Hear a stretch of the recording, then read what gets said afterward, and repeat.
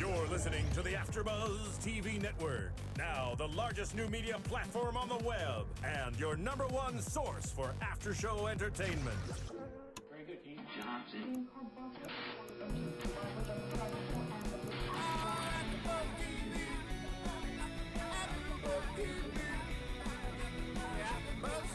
The AfterBuzz Studios in Los Angeles, California. Presented by Maria Menounos and Bing.com and streaming live thanks to Akamai Technologies. This is AfterBuzz TV's Game of Thrones After Show. We'll break down tonight's episode and get you all the latest news and gossip. If you'd like to buzz in on tonight's show, you can buzz us at 424-256-1729. That's 424-256-1729.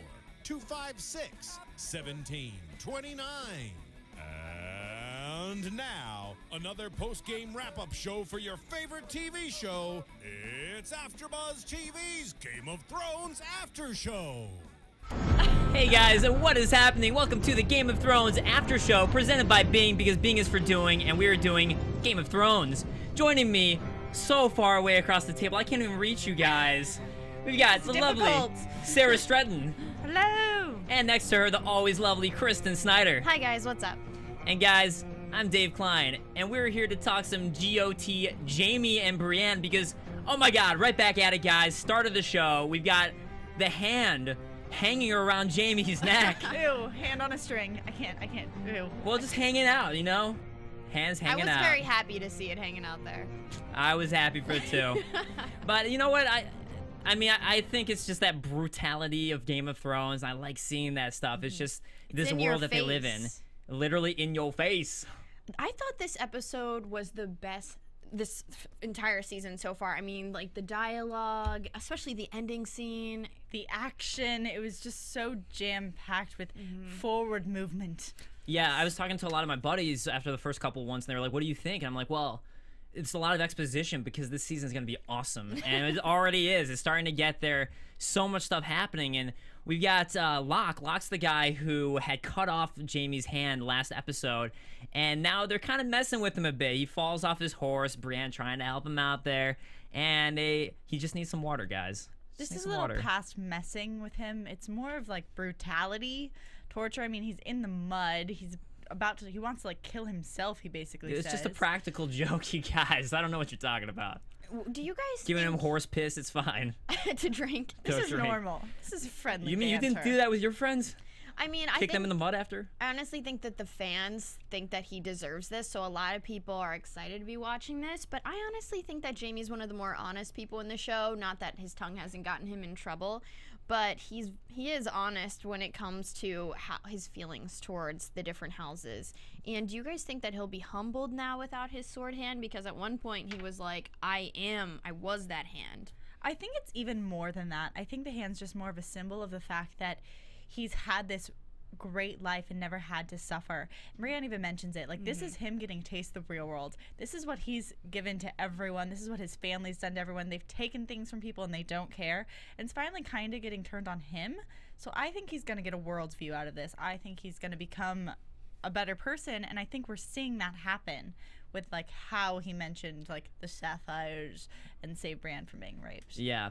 I like on the chat there was a comparison that Kerpop made that it's sort of with him having the hand around his neck. You had Davos before with the fingers around his neck, but Davos did it as a thing of pride, whereas this wasn't. But I definitely think what you were mentioning, Kristen, and what you were talking about, Sarah, that it will definitely be very changing. I mean, I do think that the hand is just his right hand, him being a sword. That's all he is really as a character, and that's how he's always thought about himself. Is he goes to war. He loves fighting. He'll always start a fight whenever he can. The way he taunts Robb when Robb gets him is like, how about a one-on-one combat, and that's how we'll settle it.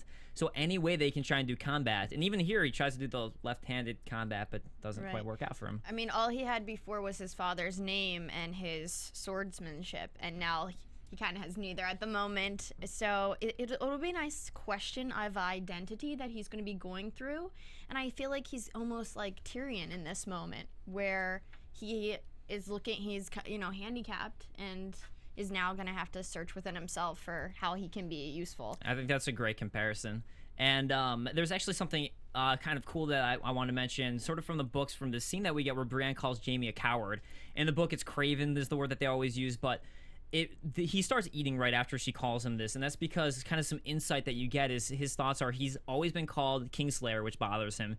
He's always been called all these horrible things, but he's never been called a coward before, so that really gets at him and bites at him. So I just thought that was a kind of cool tidbit to throw in there, and the way that he's kind of thinking about that is like, wow, no one's ever called me a coward before.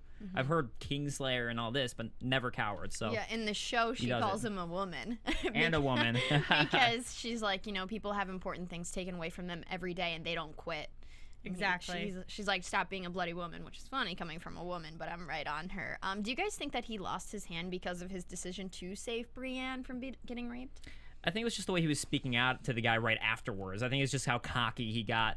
And I think there's more to it than just that. And it's definitely was the whole him bringing up his father. I think that was the biggest motivation for the fact that he's always so reliant on the power of his family. I don't think they even really realized that he was trying to save Brienne because they would have gone through with it. Yeah, I don't think they know. Yeah, I know they don't, but I'm asking you guys if you thought, if he had stayed quiet, he'd probably still have his hand. So I also think that's maybe why Brienne tried to come after and defend him at this moment when he's in the mud and they're giving him horse piss to drink and everything, because maybe she feels like she owes him. Yeah. And also, I think they're kind of identifying with each other. Like, their purpose has always been to be a warrior, and so they see each other, and they're going through similar things, and I think we're just seeing some bonds growing. I agree. I totally agree with that. Well, let's head on over to King's Landing, where we've got Tyrion, the brother, Jaime Lannister, heading over to speak with Varys, and he's first heading to talk about Blackwater and trying to sort of get at his sister and get some dirt on her, because the spider always seems to be able to dig up some dirt. Okay, I have a question. Did you guys think that this was purely dirt-based, or is he actually questioning whether or not his sister plotted to have him murdered? I think he believes that she did. I think he believes that. But he just doesn't want to take any action until he knows for sure? Yeah, that's what I think.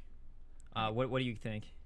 Tyrion, I mean, he knows. I think that she did plot to kill him. I mean, what are you guys asking exactly? Because I guess my point is, like, why is he searching for this information? It is so that he knows for a fact, so he feels like he can seek revenge versus just going on some whisper that always gets spread around. My question is, why is he seeking this information? Is it so that he can act back once he gets the proof? I think it is. Yeah, absolutely. I mean, that's what Varys says: be patient and strike at the right time.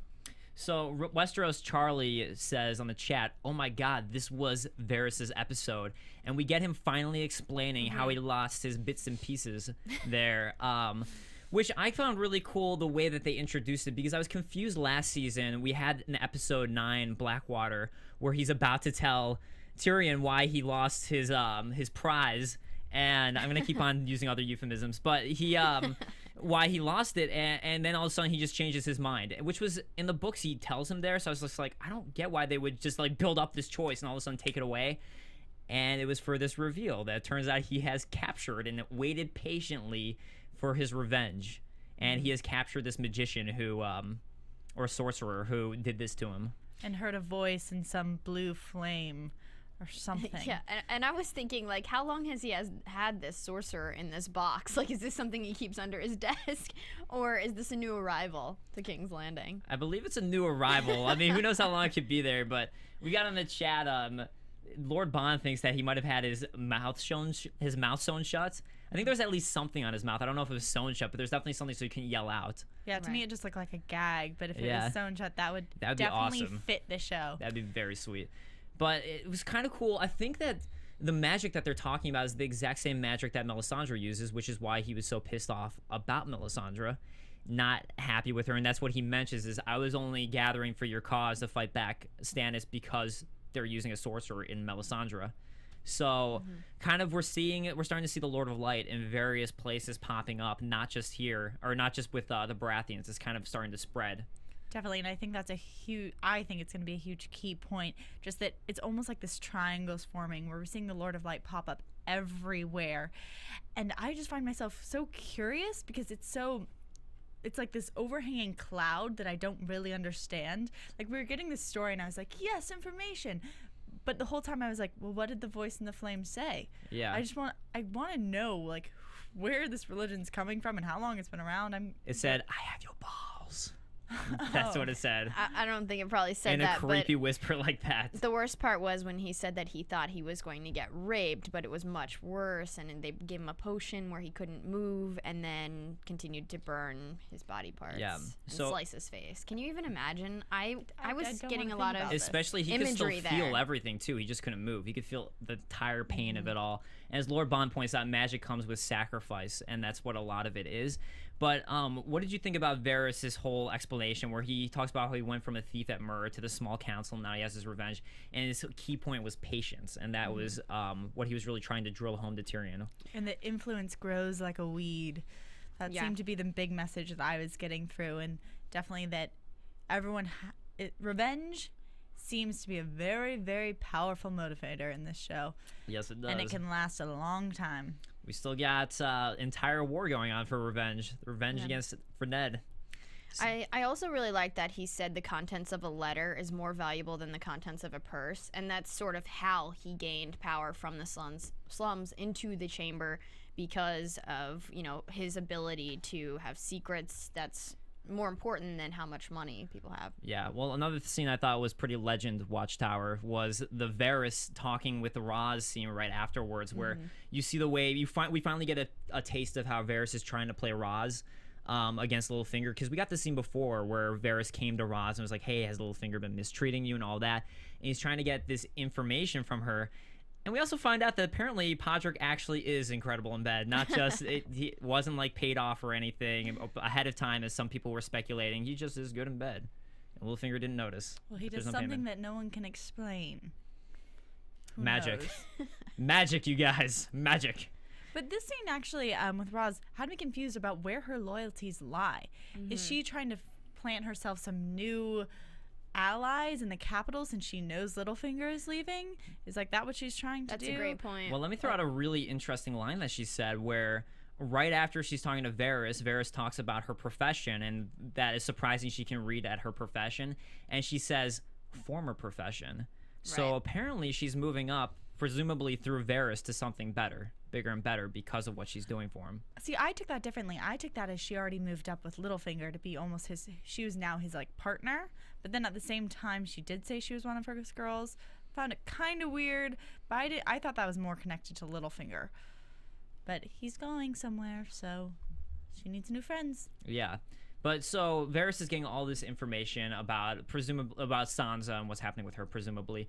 And Two feather beds on the inventory. The feather beds on the inventory. Check the inventory and find out the secrets. So that leads us to Joff, who's definitely crushing on Marjorie here, giggling, and he just seems totally giddy for her, telling her about death. I mean, that's such a romantic topic. And graves and ashes. I need to take notes from Joff on how to flirt with the ladies, apparently. I would not do that. It will go really well for you. Hey, do you want to come on a romantic walk with me to the crypt and check out some graves? That sounds fantastic. All right, let's go. Let's do it. It's a walk through history.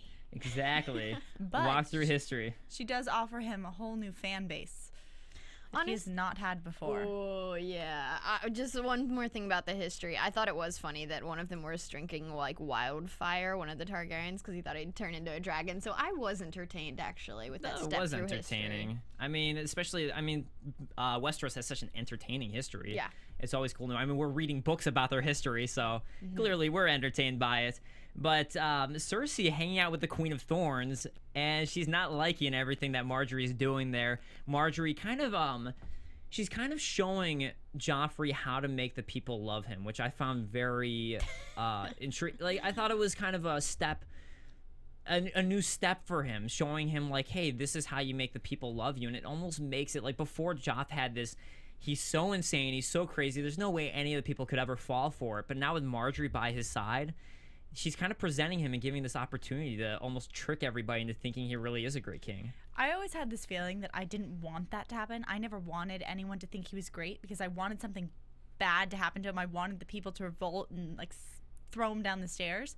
But if she can control him and make him too good, maybe I'm okay with him being accepted. Here's the thing there, is this is complete foreshadowing right here, because these are Marjorie's people. And if she's putting him in a vulnerable situation, and even Cersei recognizes this. She's making him go outdoors with all the people with their weapons and spears. I mean, this is foreshadowing into she's raising this army out there. Those are Marjorie's people, and they will do as she commands. And she's taking Joffrey out to them. I mean, she's just like... And they're chanting her name at first, not his. Exactly. True, but it changes It to does. include him. It wasn't just her the whole time. And I kind of feel like with a crowd, if your name's up there too, it's really easy to become first. Yeah, as much as she might be controlling him, I do still think it's a positive thing for Joffrey because he does need to win the people over. No, he is being thrown to the lions right now, and Cersei is the only one who recognizes it. Marjorie's just putting him in that position, in that vulnerable position where he thinks the people are loving him, but actually they are her people, and they will do as she says. Well, we've got Lord Bon on the chat saying you can tell Cersei is in a weakened state this season and she's losing her power, and she definitely can't seem to get that through to Tywin in the future scene. And Eric Montag pointing out that he thinks Joffrey is whipped. But about time after he's been whipping other girls, so about time, man. But He's crazy. He needs to be whipped. He needs to be controlled. I just want to talk about how much I love the Queen of Thorns and how awesome she Yeah, is. And her agreed. quote, sometimes severity is the price we pay for greatness. Or actually, I think that was something Marjorie said. I'm sorry, that's something Marjorie said to Joffrey. But I just think Queen of Thorns is the best. And this conversation she had with Cersei in that scene, where she just tells it like it is. She's just such a straight shooter, and that's something you never really see in King's Landing ever. Everybody's like Varys or like Littlefinger and kind of just like worming around the truth or trying to figure out ways to work around it, and she just straight up tells it like it is. In every conversation she has with these people who have been so intimidating, she takes the power back. Like Agreed. in her conversation with Cersei, like you can see her get into Cersei's mind, and I think that's what prompts her to go, counter her father. Yeah. And at the same time, like she talks to Varys. I mean, she takes control of all these people who have been manipulating people for so long. So I don't know about you guys, but I was pretty excited for the scene with Tywin where Tywin was just putting Cersei in her place. That was awesome. That was amazing. Man, just saying to her, you aren't as smart as you think you are. I think that's my favorite quote from the season. That's why he doesn't I trust love her. that quote. That is why she doesn't trust her. It was awesome. It was incredible. But, I mean, she's just ripping into her and with everything he's telling her. Completely. And just his tone of voice was just like, yep, nope, Yeah. you're wrong, I'm right. The best part was she was like, you've been trusting your sons. Don't you think you should trust the one that's been paying attention and let me contribute to your legacy? And then he just switches the ship on her. That was awesome. All right, contribute. Come on. It's just like, at least she came back with something. I thought she was going to hesitate. And she goes straight Yeah, for I the thought she wasn't Tyrells, going to know though. exactly what to say right away. But yeah, she does go straight for the Tyrells. So it's a good transitional scene right there, too. And back to the Tyrells, we've got the Queen of Thorns with Varys coming to her. And beforehand, she has this great rant about the words that people have and how their symbol is a rose, a golden rose, and that's growing strong, and how she's like, winter is coming is better. And she mentions the Kraken and dire wolves and lions. But our symbol is a rose. See, but I took that kind of a different way because she was saying that earlier in the episode. I guess the quote that stuck out to me earlier with Varys was, influence grows like a weed. Yeah. And she might be a flower, but she is called the Queen of Thorns. So, I Exactly. mean, it's kind of like that tricky thing, like you think it's pretty, but prickled with thorns all over. There's more to that rose. Yeah. Yeah, I just thought it was funny because she was talking about how roses are boring, and in the end, she still tells the girls to run along and grow strong like a rose. Yeah. Even though she was just poking fun of it, but It was great. yeah. And we got Eric Montag on the chat saying, Queen of Thorns owns Varys, and Lions fan agreeing that the Queen of Thorns was showing Varys who the boss is. Totally intimidated him and just took control of that situation. I just love that Marjorie has grown underneath the Queen of Thorns because clearly we can see why she can manipulate people. And same with that scene where she was with Sansa, and she just kind of, it also showed how gullible Sansa still is and young, but it also showed us that Marjorie, she's a little actress and she can manipulate whoever she wants with her words and overpower them because she was raised by the Queen of Thorns. Yeah, because we get Varys pointing out to her why Sansa is going to be with Littlefinger, and now she presumably relays that information to Marjorie, and we get that scene that you're mentioning where she is going up to Sansa. I think A little Marjorie, manipulation. how much everyone likes the Queen of Thorns, I think that's how much we're all gonna like Marjorie because she's sort of the new Queen of Thorns, because Queen of Thorns is She has that power, dying, that mind decrepit. power. Yeah. Which is definitely good. And I just wanted to bring back the fact that the reason that the Queen of Thorns had this conversation was because they're worried about Littlefinger, and the only thing he's lacking right now is an army, and they thought that Sansa could be the key to that if Robb were to ever fall in the North. And also, there's just one quote I had to mention when they called him that he would have been the King of the Ashes. Yeah. Oh that was yeah. Great moment. Littlefinger would see this kingdom burn if he could be the King of Ashes. Yeah, so he's just really striving for that power. And Marjorie, though, then goes to hang out with Sansa privately. In private, sends all the soldiers off and just acting like girls at first, just trying to work her trust, as you said, and work her way in. Kind of playing with her about the oatmeal pox, I think, or what was it, oatmeal burns? What was it? Porridge. Oh, Porridge. Plague. The porridge plague. Thank you. The porridge plague. And she wants Sansa to marry Loras Tyrell. I really didn't like this scene. Well, if only Sansa knew the truth about Loras, right? And Marjorie. And Marjorie. But mainly Loras for this right now. Yeah. He wouldn't be too into it. I don't know how well that marriage is going to work. I thought this was kind of an intriguing differentiation from the book, because in the book we have the Queen of Thorns coming up with this on her own without Varys at all and his involvement at all. She just comes up with it. And it was actually in a prior scene, and she actually wants Sansa to marry an uncle. It's not even Loras. It's some crippled uncle who's not Loras. So I guess they don't want to. I think for the sake of the show, they don't want to keep on introducing more and more characters. So you got to keep on giving you characters that you know. Plus, it'll definitely be fun to see how Sansa's going to feel about this, I think, because she's going to be loving this. Exactly. I mean, they've played up her crush for him for so long. Since he was introduced. That was like the first thing that he was introduced with. So I'm sure she's going to be head over heels. And she got a new friend. And they can have masked balls together and have a grand old time. I thought she was honest. With Varys in that sentence, I thought about that a different way. Okay, moving on.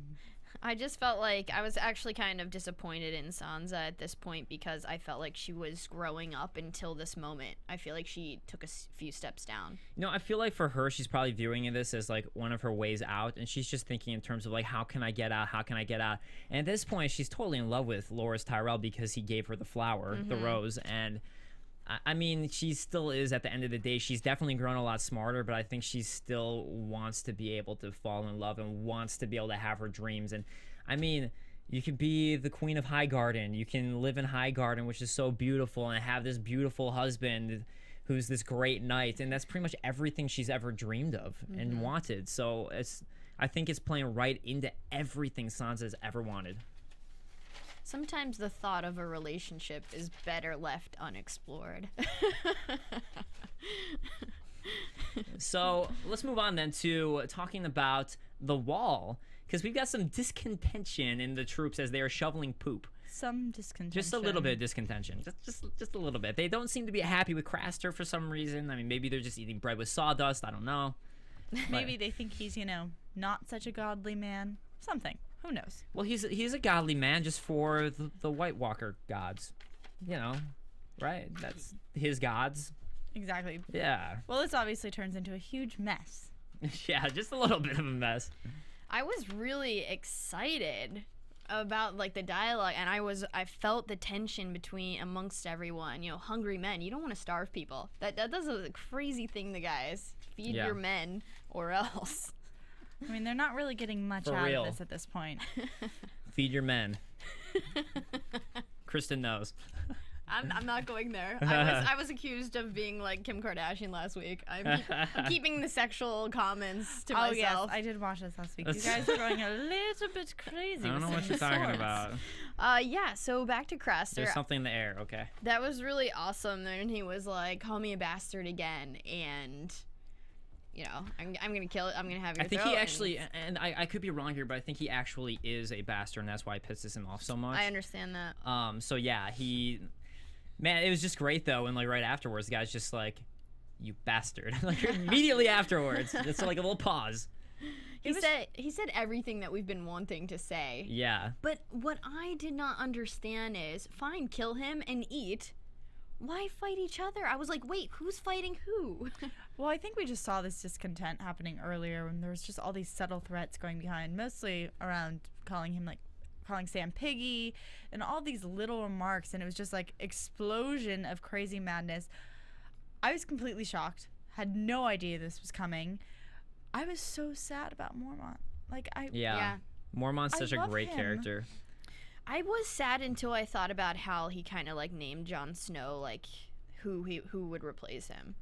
So I kind of feel like Snow would be growing. Oh, right. Yeah, because then you place. maybe have Jon replacing him. But, I mean, still, Mormont's such a great, strong character.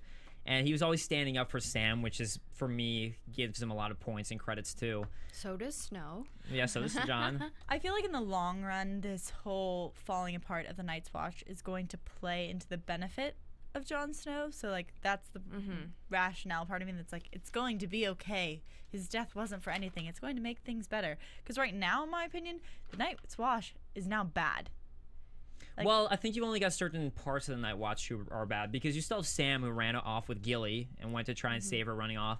And then Gren, I think, is still good. I mean, we don't know exactly what happened to Gren, but Gren is the one who's always Sam's friend. For people who've just been watching the show and aren't sure, that's who Gren is. And I think his character is still going to be a positive one. So I think you've just got that mix. And at the end of the day, Craster's a total bastard. No pun intended. And I think it's just like they're just fed up with him, and he really is like, the White Walkers are more so their enemies than the wildlings at the end of the day too, if you really think about it. But I mean, yeah, not a good thing, not a good way to treat your host, really, even if he is treating them like crap. I mean, some of them were dying not because of broken feet, but because of starvation. So it was bound to happen. I just don't understand. And they just weren't leaving because they were too wounded? Is that the explanation? They were waiting for him. I've also got Westeros Charlie confirming that, yes, Craster is a bastard and that his father abandoned his mother, and that was definitely something. I think it was explained a little bit further in the books. But before we move on, I do want to come back to Sansa a little bit, because something that we didn't touch on that I think is a big thing of importance here is how important her marriage is. And the fact that whoever she marries, if Robb dies, and it's just brought up briefly, but if Robb dies, whoever marries her is going to be in charge of Winterfell, in charge of the North, because as far as everyone knows, Bran and Rickon are dead. Nobody knows. We as an audience know they're alive, but no one else knows that. They all think that he died. So I just think that's huge, the way that they're trying to play off Sansa's marriage now, and that's kind of a thing for everyone in King's Landing. Definitely a part of war that Robb doesn't seem to understand. All right, before we move on to Bran, which we're going to be talking about, I do want to mention, guys, a couple of things.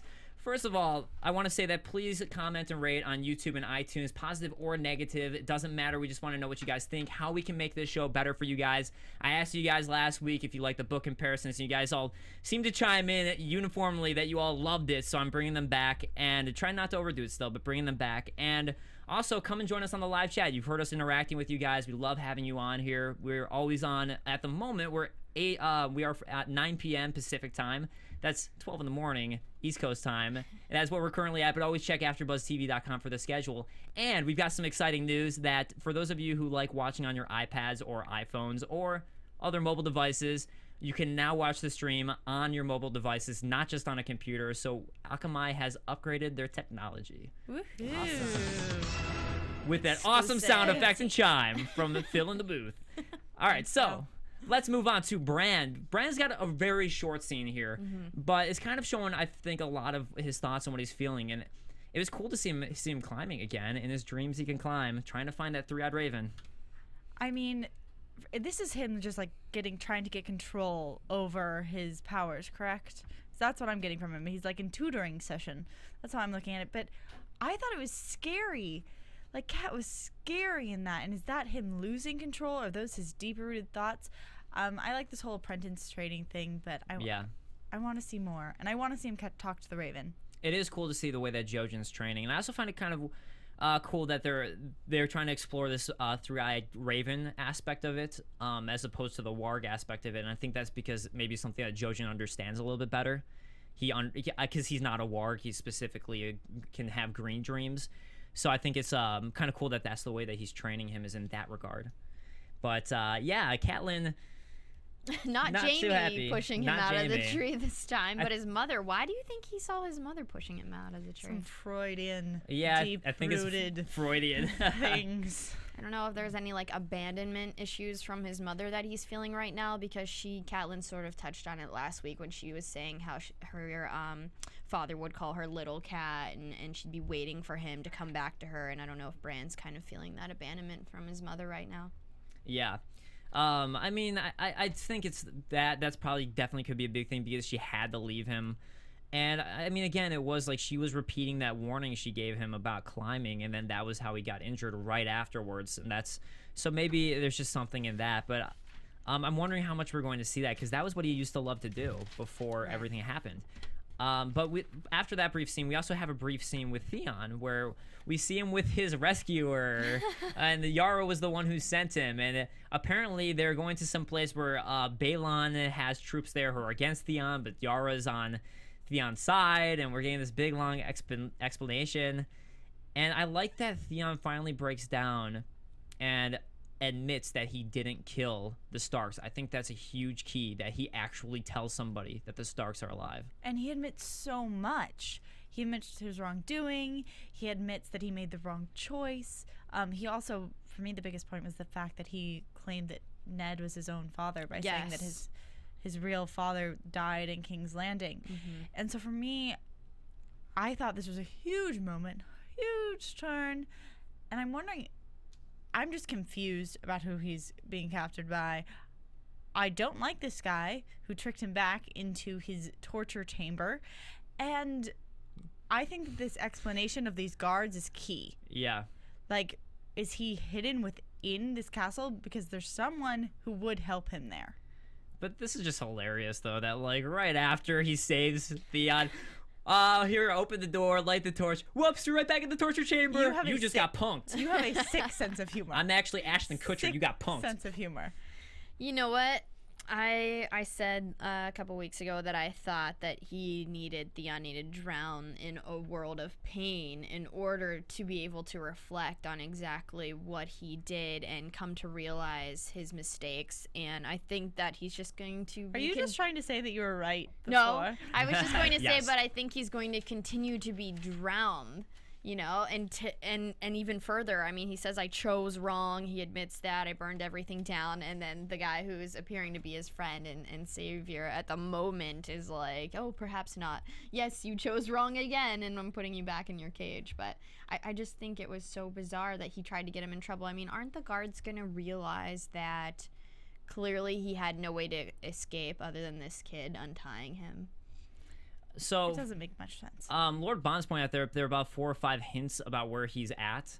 And I honestly think it's Please tell pretty me. obscure for if you've only been watching the show. I think for book readers are starting to guess and throw it out there, but I think it's pretty obscure where he's I'm at too if you're watching scared the to show. guess. So, but yeah, I mean, I agree with you, Kristen, that it definitely brought out a better side of him just being tortured. He needed it.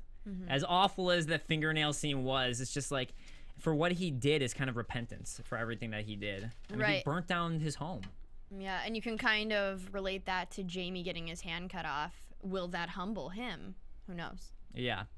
All right, well, let's move on to my favorite storyline, because I just love Arya so much, and the Brotherhood without banners, because we've got Thoros leading Arya, and Gendry's hanging out. They're all they've all got blindfolds, but they've all got like bags over their hoods over their heads so they can't see. And you had a kind of fun comparison, Sarah, while we were watching. We're watching this, and literally all I could think of was Lord of the Rings. I'm watching Lord of the Rings. They're being taken by this random troop of men who looks like Robin Hood into a cave, and they can't see anything. Coming from That's someone who lived in New Zealand as well. Yeah, there's lots of forest and lots of nature in New Zealand, in case you were wondering. I really want to go. Go. That sounds amazing. But I was so excited for the introduction of Beric Dondarrion. He is such a BA. Beric Dondarrion is the best. And right when he gets introduced, we have the Hound gets his hood pulled off, and Beric confronting the Hound, and basically talking about the wrongs that everything that the Hound has done. But the Hound is staying strong, and he's being blamed for everything that his house has done and everything that the Mountain has done, which would be like murdering babies and raping 8 or 7-year-old girls. And these are all things that his house did, but the Hound himself didn't specifically have a hand in.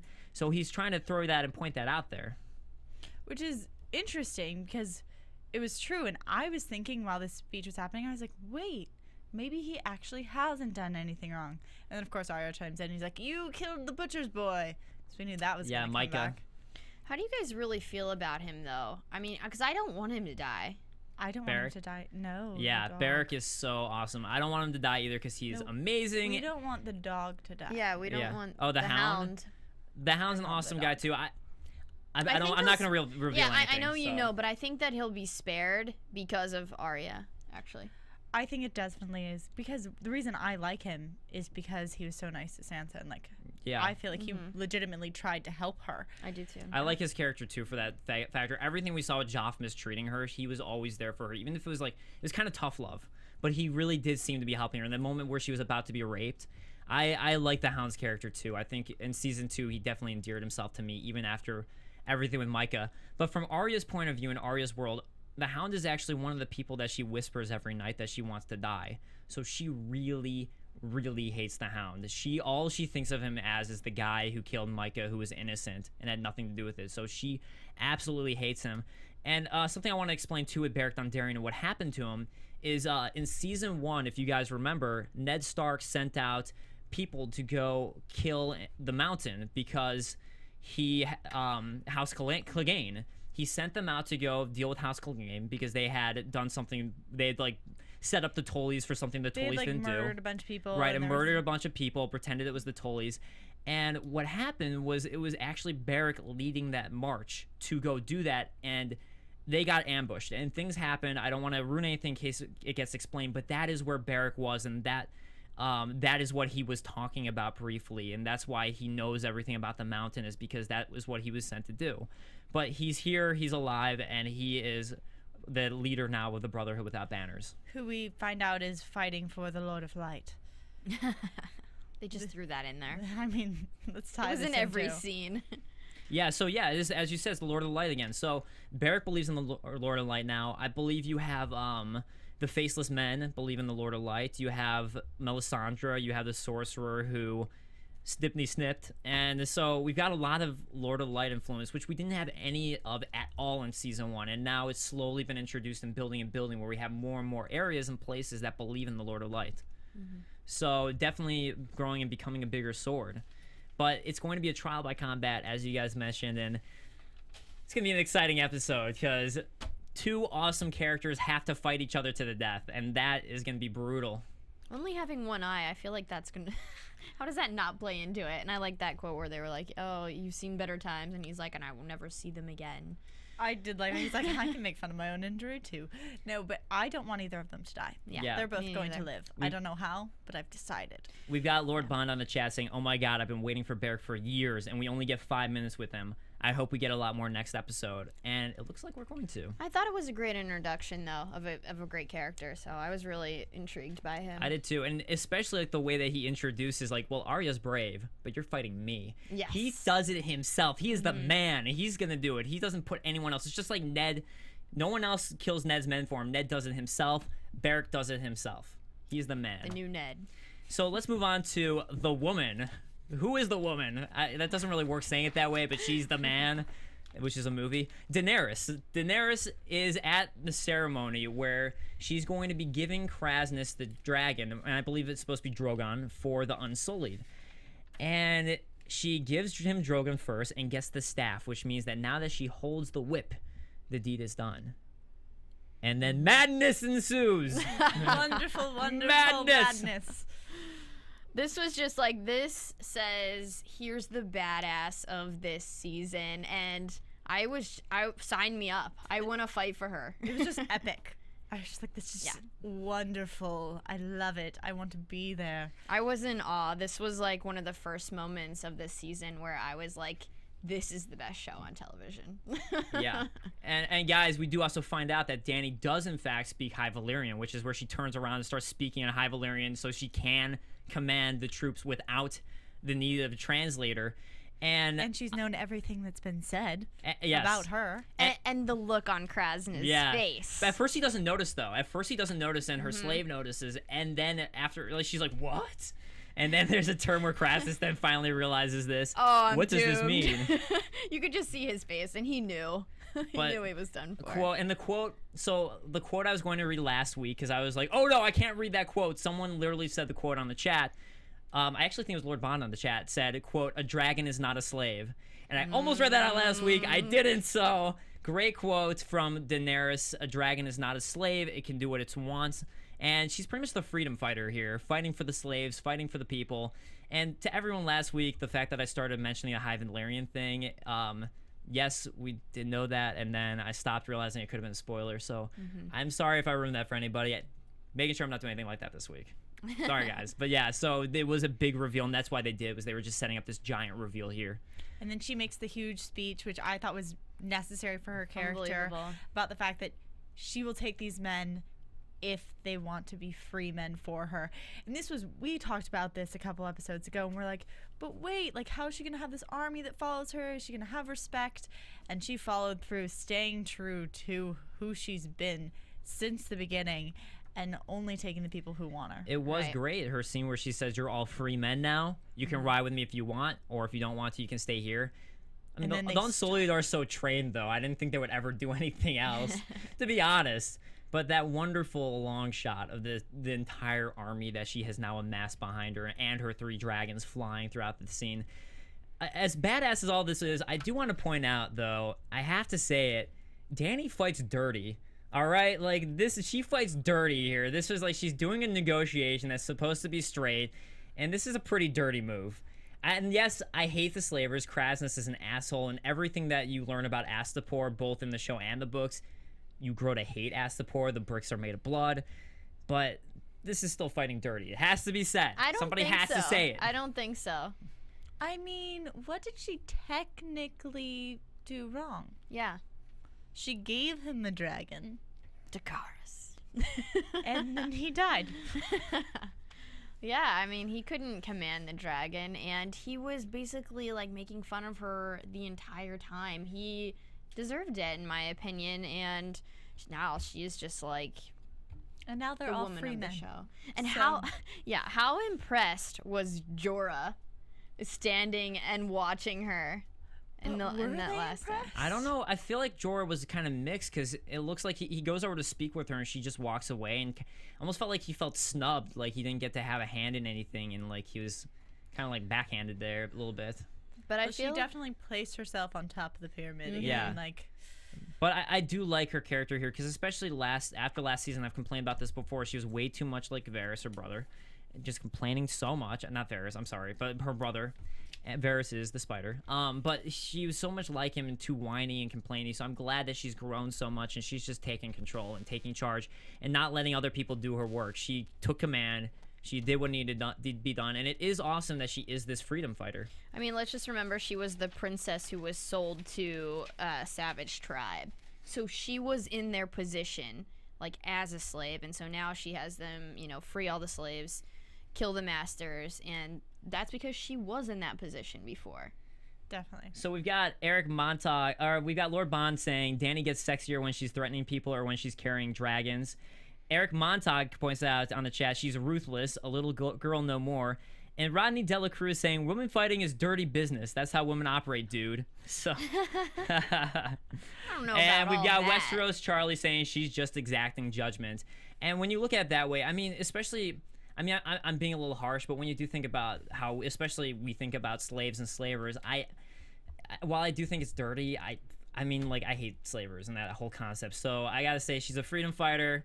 More power to her. And I mean, for fighting for the peeps. She wants to be the queen, so the queens are supposed to pass judgment. I mean, who's winning the game this episode? Daenerys. Yeah, Daenerys did a great job. So with that said, let's move on to some news and gossip. AfterBuzz TV News. I believe Sara has some news about our favorite author, George R.R. Martin. I was just reading about him, and he seems like the coolest guy. He, like, wants to be friends with his friends. He, like, lives in just, like, this kind of chill neighborhood. He drives like an old car, like nothing like super flashy, nothing. Forbes estimates him making $15 million a year. And he drives like a car that's like an 87 or something. And literally it would stand out on the street as an old car, not as like a oh my goodness car. But I was just reading, he was like, I like to talk to my fans about like football and like Tim Tebow. He gets a little tired of people talking about Game of Thrones all the time. Yeah. So if you meet him, he seems totally cool with you saying hi. Just gets calls. talk some football. You know how to hit him up. His phone number is still in the yellow book. Really? Wow. One of his assistants wanted him to like remove it, and he was like, nah, I'm good. It's still in there. I love that he doesn't like overspend his money, and I think it's just I mean at this point he's getting older in age, and it's cool that he's just been living his whole life like that, and why would he change it up with I mean, overspend it though. It sounds like he's not spending it at all, and so I'm just curious what exactly he is doing. Well, maybe with it's for his kids. Like maybe he's giving it away. I don't think he putting it has away any for his kids. No. If you're I'm making pretty sure $15 million family, a year, maybe it's Charity. family, charity. I just you know, want to know. That's actual all. models of the castles that Maybe. we can go play in. Research on how to bring dragons back. I just feel like he needs to live in a castle. You know, they also, if you're in Ireland by any chance, coming up late June, they're having a big, huge exposition in Belfast. They've already had 6,000 like people questioning about how they can get tickets, and basically they're just gonna have a bunch of like souvenirs from the show, props, all sorts of things. So I think it's gonna be really huge. And for those of you who don't know, a large part of this show is shot in Ireland. So, you know, close to. Real quick though on the George R.R. Martin thing, we have some people in the chat chiming in. Jamie's Hand apparently saw that article, and by the way, Jamie's Hand, awesome name. Jamie's Hand says it was creepy how this article Google Street viewed his house, and Dragon Shoes agrees, saying that's not safe to show his house. That's wrong. So I mean, he seems friendly. Pat saying technology, the pros and the cons. Maybe that maybe does seem a little too far to me, but he seems like an awesome guy. He's a totally awesome dude. Just it sounds totally down to earth. It sounds like Definitely very down to earth. All right, guys, but before we go to some predictions, I do want to read out some of your comments. Thank you guys so much for your commenting. We always appreciate it. On iTunes, we had MJ Maroon, Gates S30, Jenna Rains, and AppWatch11. On YouTube, usually I like to read out all of your comments and names, but there were just way too many this week. So, guys, awesome. We loved it. Thank you so much. But I'll read out some of my favorite ones. Rascal Jamies and Jalad Wino kind of agreed with us that the ending choice was a little awful, a little off. The totally, song in the credits. Yeah, very startling for the end credits choice last week. Schmidtarian and Marzokad thinks Tyrion paid for Podrick's whores ahead of time to give an ego boost, and we were saying that he's just that good in bed. Sorry, guys. Looks like we found out this episode. Looks like Tyrion didn't do that. Pod is apparently just that skilled in bed. He's just amazing. We all have our natural talents. And Pod, good with both swords. We weren't there. I See Spots agrees that Daenerys was too whiny. Agrees with us, you and I, Kristen, that Daenerys was too whiny last season, but thinks in hindsight, seeing her growth and confidence as a progression now that he thinks about it was a good choice by the showrunners, because you get to see her go through that. Right. Wait, who said that? I See Spots. Let us know what you thought about her this episode. Oh, yeah, definitely chime in on that. I see dragons. Ankalogan76 says, to me, he was asking me that I said I expected that they wouldn't have Jamie's hand taken on the show, like taken off. And do I think this would have been far too huge of an alteration from the books if Jamie's hand wasn't taken? I wasn't saying that I didn't think they would. I just wasn't sure because of the cost of it. And I was kind of thinking about it after you asked that. And I was thinking maybe they try to find some other way to bring down his character without taking his hand away, do some sort of thing that wouldn't be so costly. I'm not sure what it is, and apparently that's why I'm not a showrunner. Well, he doesn't have anything else you could take away, because all he's got is his father's name in his hand. Because that really is who he is, and I mean, I'm glad they did it, and I think it is necessary. It's just I wasn't sure if they budget-wise could, but great thing that they did. And Jonathan Batts on the chat, or on the YouTube, says, I guess I'll be the one sticking up for Edmure. He didn't know about Rob's plan at all. Edmure Tully last episode was getting laid into by Rob for fighting off some of the Lannisters and completely ruining over the plan that Rob had. And there's a big debate on YouTube about this, which is why I'm bringing it up. Good, because I think this deserves debate. You can't tell every single person your plan. Like, that's the whole point of having a plan. You keep it, like, for the whole strategy, it's best that Rob knows maybe some very close individuals. But if he told everyone, it could get out. He is in charge. He doesn't need to explain every decision he makes. They're supposed to listen to him. They're supposed to be loyal to him. That's what their oaths say. So I feel like he did not need to tell him.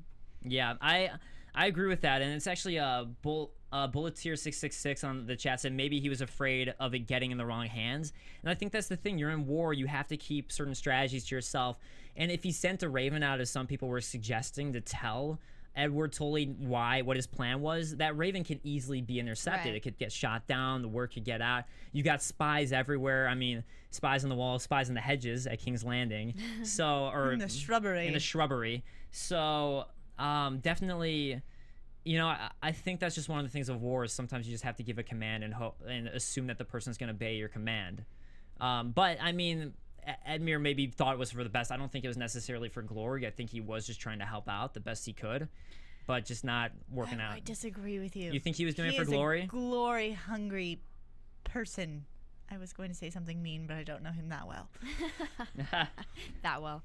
Not that well. But that does it for your comments, guys. Again, we love getting them. Thank you so much for all your thoughts, and we'll be looking forward to what you guys thought about tonight's episode. So with that said, let's get to some predictions. And now, your AfterBuzz TV predictions. So I'm excited because we're going to see Beric Dondarrion, the Hound, fighting it out. Yes. Yeah. That's probably one of the most exciting things that we're going to see. And also Snow and Ygritte. This will be Snow's first encounter. First kiss, at least, right? Yeah. Something? Well, he was sworn he gave up, his right to be with a woman. I wonder if this is going to be like his proof that he's no longer part of the Night's Watch. Like, It's definitely this part is of what it. they're going to have him do to prove that he is not one of them anymore. There isn't a Night's Watch at this point. There's But they don't know that. Yeah, Right. they don't know that. And there's Right. definitely been interviews with the actor who portrays Jon Snow about it, and he Kit says Harington. Kit Harington, and he's been talking about how this is going to be a lot of Ygritte's kind of his biggest test. But everything that he was told or they're supposed to do is you have to be a spy. You have to make them believe that you're a spy. So you kind of have to do everything that you're told to until the right moment. So Seems like torture being with a woman. absolute torture. Oh man, for Loras it would be. Good point. So but hey, I mean, if guys, this isn't a spoiler. If you guys paused it, you could see that was one of the quick flash Right. scenes that we do see.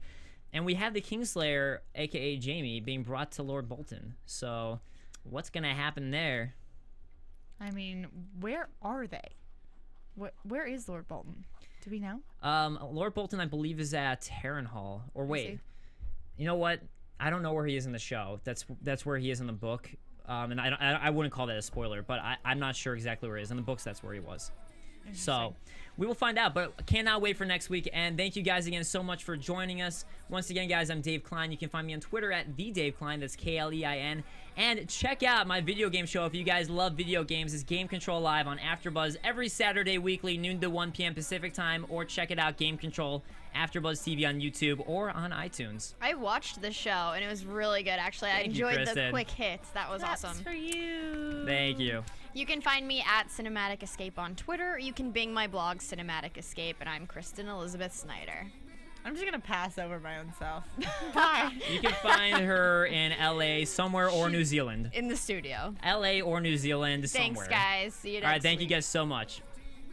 From Bing.com, executive producers Maria Menounos, Kevin Undergaro, Phil Svitek, and the entire AfterBuzz TV staff, we would like to thank you for listening to the AfterBuzz TV network.